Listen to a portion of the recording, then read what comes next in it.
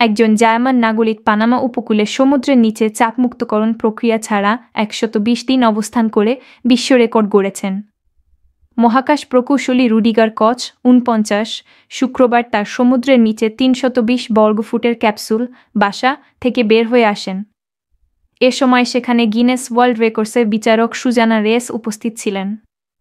সুজানা নিশ্চিত করেছেন, রুডিগার কচ আমেরিকান জোসেফ দিতুরি এর আগে ফ্লোরিডার লেকে পানির নিচে একটি লজে ১০০ সমুদ্রের নিচে ৩৬ ফুট গভীরে অবস্থিত ক্যাপসুল থেকে বের হয়ে কচ বলেন, এটা ছিল একটা দুঃসাহসিক কাজ যা শেষ হয়েছে। এটা দারুণ, যেখানে সবকিছু শান্ত ও অন্ধকারময়, সমুদ্র যেখানে জ্বলজ্বল করে। উদযাপন করতে কচ শ্যাম্পেন পান করেন ও একটি সিগার খান। তারপর ক্যারিবিয়ান সাগরে লাফিয়ে পড়েন। সেখান থেকে একটি নৌকা তাকে তুলে নিয়ে শুকনা জমিতে ফিরিয়ে নিয়ে যায়, যেখানে তাকে নিয়ে একটি উৎসবের আয়োজন করা হয়েছিল। উত্তর পানামার উপকূল থেকে নৌকায় মাত্র ১-৫ মিনিট দূরত্বে ক্যাপসুলটি স্থাপন করা হয়েছিল।